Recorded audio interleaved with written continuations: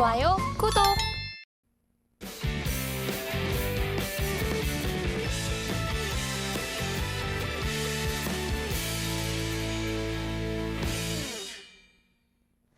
마켓리드의 시선으로 글로벌 경제와 산업 트렌드를 분석하고 이걸 수익으로까지 연결해보는 시간입니다. 고수의 선택 시간, 오늘은 인사이트K의 배종찬 소장님 나오셨습니다. 어서 오세요. 안녕하십니까?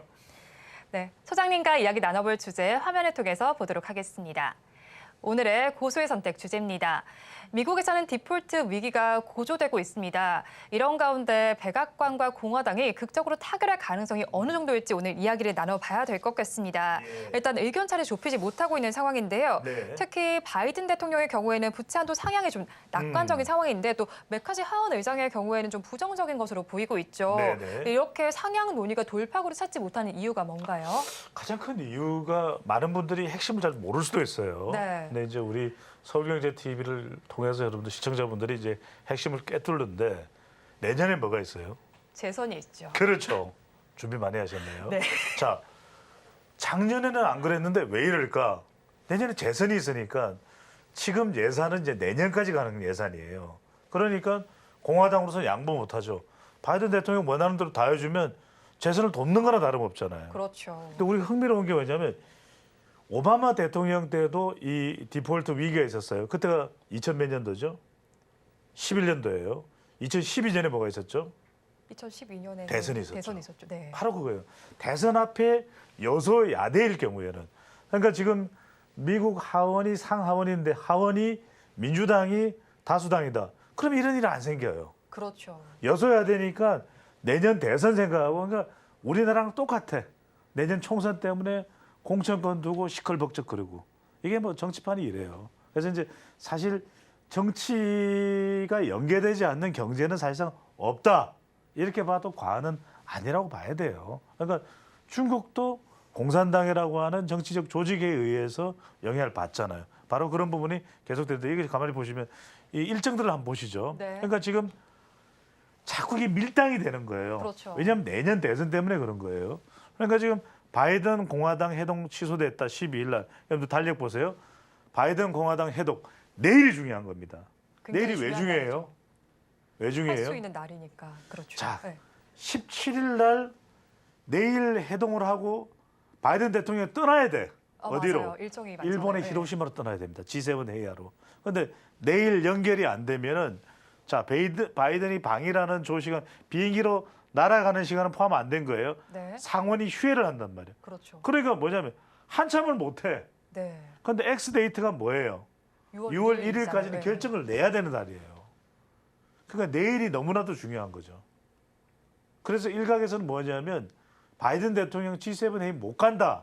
이런 얘기가 나올 정도였단 일단 협상을 말이에요. 하고 가야 된다 그렇죠. 이런 거네요. 그래서 이미 이제 이 G7 재무장관회의인데 제닐 옐런 장관이 이래서 되겠느냐. 물밑 접촉을 해서라도 어떻게든 지금 그래서 워싱턴은 잠을 못 자요. 지금 막 계속해서 밀고 당기고 왜냐하면 내년에 대선이 있기 때문에 네. 내년에 대통령 선거가 없으면 이 정도 안 가요. 그런데 대선이 있는데 여소야대이기 때문에 2011년에도 그랬단 말이에요. 2011년만큼 위태롭지는 않아요. 네, 그때 사태가 좀 재발되지 않을까 우려감이 좀 감돌고 근데 있는 그때랑은 상황이잖아요. 다르죠. 네. 그때랑은 다르다는 건 잠시 뒤에 이제 말씀을 드리도록 하고 그러니까 이런 일정들이 굉장히 긴박하게 돌아가고 있다. 그게 이제 말씀드렸던 대로 이제 공화당과 민주당의 바이든 정부가 이제 충돌을 하고 있는 건데 결과적으로 뭐냐면은 바이든 대통령은 내년 대선을 생각하니까 좀 후하게 쓰고 싶어. 그러니까 부채 한도를 더 높여가지고 복지나 이쪽에다 많이 투입을 하고 싶은 거예요. 그래서 네. IRA 관련된 것도 그러니까 지금 공화당은 뭐냐면 IRA 지원하는 것도 좀 깎자. 지금 돈 없는데 뭘 이렇게 자꾸 특혜를 주고 늘리냐, 이러냐. 근데 이 부채 상한을 보세요. 이게 중요한 게 지금 계속 올라가. 지금 31조 4,600억 달러가 지금 미국 부채가 올라간 거예요. 네, 사경이 됐습니다. 그렇죠. 우리 그러니까 돈으로. 2000년 들어서면서부터 뭐 금융위기도 있고 해서 계속해서 이제 돈을 써요. 그러니까 이제 미국의 재정이라는 것 자체가 들어오는 것보다는 나가는 게 많아. 네, 그런 나라잖아요. 그렇죠. 네. 세입보다는 세초에 돈 찍어내는 나라니까 그냥 막 쓰는 거예요. 근데 무조건 하고 이제 막 쓴다 이렇게 볼 수는 없지만 그냥 31조 4,600억 달러인데 저게 사경 한 우리 돈으로 상상이 안 되잖아요. 네. 사경 경이에요. 이게 환율에 따라 좀 달라요. 근데 워낙 돈 액수가 크니까 2,200조 원 이렇게 이야기하고 2,100조 원 정도 영향. 그게 중요한 게 지금 사경이 넘는다는 거예요.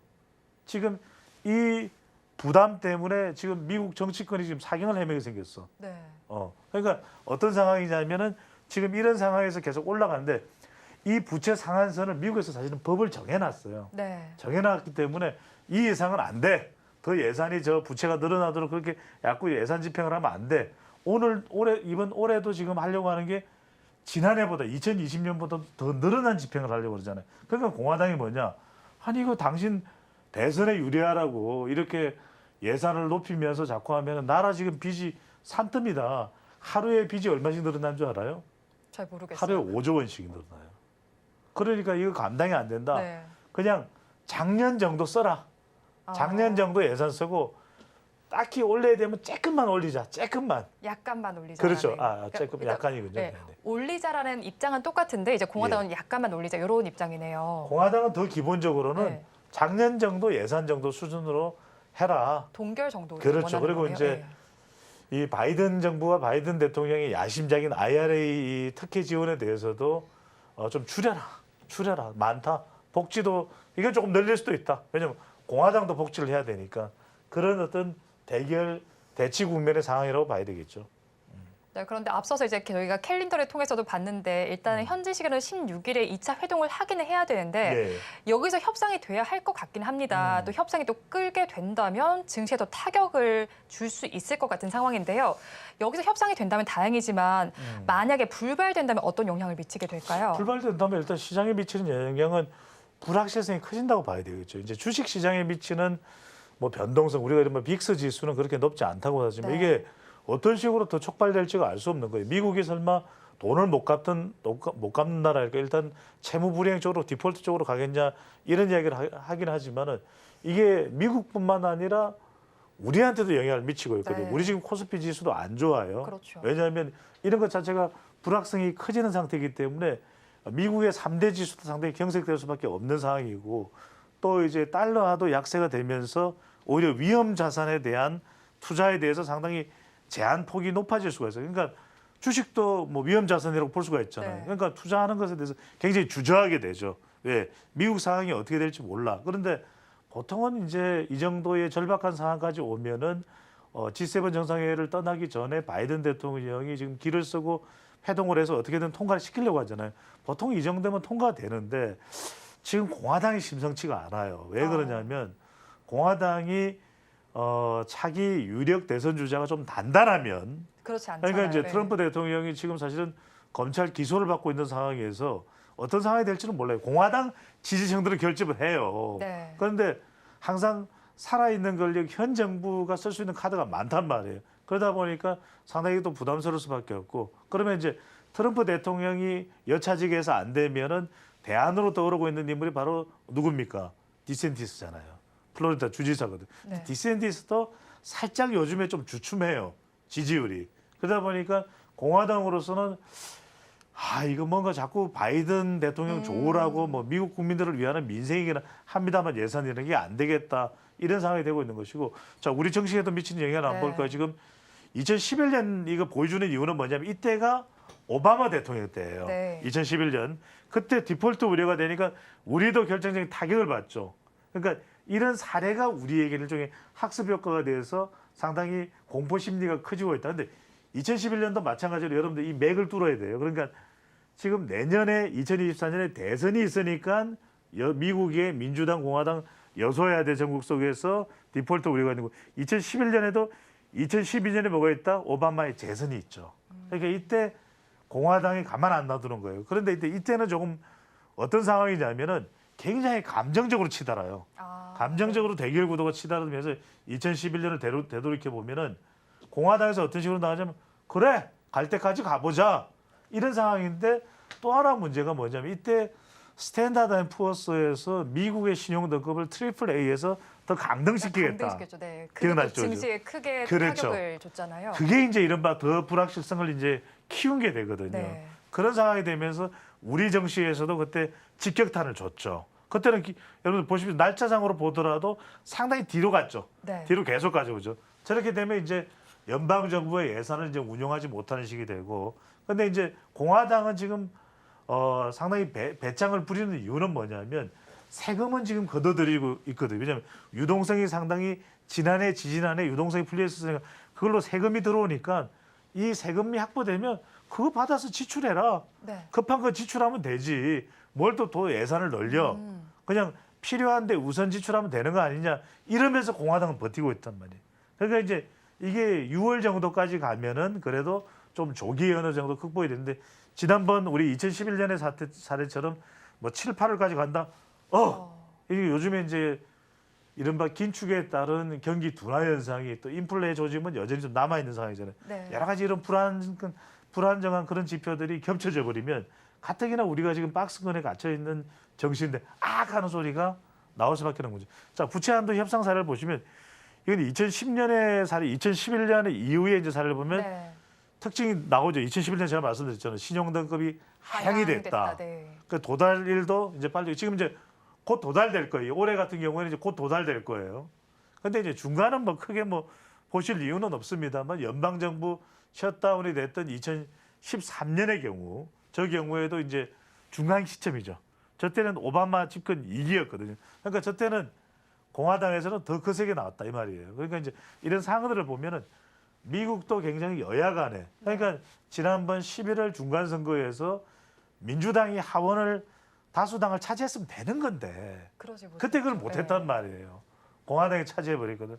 상원은 아슬아슬하게 네. 그래도 이 민주당이 수성을 했는데 다수당이잖아요. 네. 그게 그만큼 이 미국 경제에도 미국 정치에도 미치는 영향이 상당히 크다. 이렇게 우리가 볼 수가 있는 것이죠. 네, 그러면 이제 부채 한도를 둘러싼 협상이 난항을 겪게 되면서요, 미국 증시는 악재로 작용이 되고 있습니다. 이런 가운데 JP모건의 시장 전략가의 경우에는 미국 주식에 대해서 비중 축소 의견을 제시했는데요. 우리 증시는 그럼 어떻게 대응하면 좋을까요? 그렇죠. 아까 우리가 2011년의 사례처럼 될 것 같지는 않아요. 네. 왜냐하면 그것보다는 지금 긴축이나 이게 더 큰 영향이죠. 2011년의 경우에는 금융위기가 언제 있었어요? 2008년에 있었죠. 네. 그 여파가 살금살금 또 더 이렇게 조금씩은 밀려왔던 것이 2011년의 상황인데 그때는 그래도 뭐 긴축이나 이런 이슈보다는 저 디폴트 이슈가 더 큰 이슈가 돼서 이제 우리 정치에 타격을 줬다면 지금은 상당히 내성이 생겨 있잖아요. 네. 뭐 때문에? 이 긴축 때문에, 테이퍼링 때문에. 그래서 뭐 디폴트 때문에 이 정시가 뭐 화들짝 뒤집어진다 이런 상황까지 가기는 어렵고 하지만 우리가 가뜩이나 지금도 박스권 상황에서 또 다른 악재성 이슈가 다가온다. 이럴 때는 좀 우리가 방어할 필요가 있겠죠. 여기다 또 우리가 위험스러운 상황인데 위험 자산에 대한 투자가 제한되는 상황에서 네. 최근에는 금값이 많이 올라가잖아요. 네, 그렇죠. 그런 안전 자산을 네. 선호한단 말이에요. 가상 자산 가지고 곤두박질 치니까 네. 오히려 전통적인 안전 자산인 금 쪽으로 가버려요. 그러니까 오히려 이제 다른 원자재 쪽도 이제 그런 현상이 있을 수 있기 때문에 약간 원자재는 조금 안전 자산이라고 볼 수 있는 쪽에 방어적 차원에서의 접근을 하는 것이 좀 더 효율적일 수가 있다. 이럴 때 우리가 경기 방어주 성격을 띠는 것은 또 어떤 섹터나 종목이 있겠어요. 경기 방어주 예. 쪽이요. 이럴 때는 우리가 대형 제약, 대형 바이오주나 네. 제약 관련한 것이 왜냐하면 큰 제약 바이오가 뭐 큰 변화가 없잖아요. 물론 코로나 국면이 이제 엔데믹으로 인한 영향이 있을 수 있겠지만 그 외에도 우리가 지금 조선 같은 경우에는 특화된 기술을 가지고서 조선 종목의 주가가 올라가고 있는 그런 상황이거든요. 현대도 그렇고 네. 또 현대해양도 그렇고 삼성중공업도 그렇고 이런 쪽은 왜냐하면 최근에 이제 후판 가격이 좀 조정되면서 조선 쪽은 우리 기술력으로 좀 더 앞서가고 있는 수주 잔고가 상당히 많이 남아 있는 그런 상태죠. 또 하나는 뭐냐면 금융권도 지금은 좀 투자에 대해서 제약이 있어요. 왜 불안정하고 미국의 또 뭐 이 JP모건이 퍼스트 리퍼블릭이나 이쪽을 실리콘밸리를 인수한다 하더라도 그 부분에 대한 여지는 남아있단 말이에요. 그런데 조금 우리가 좀 안심할 수 있는 건 뭐 아주 안심은 아니더라도 보험주 쪽이죠.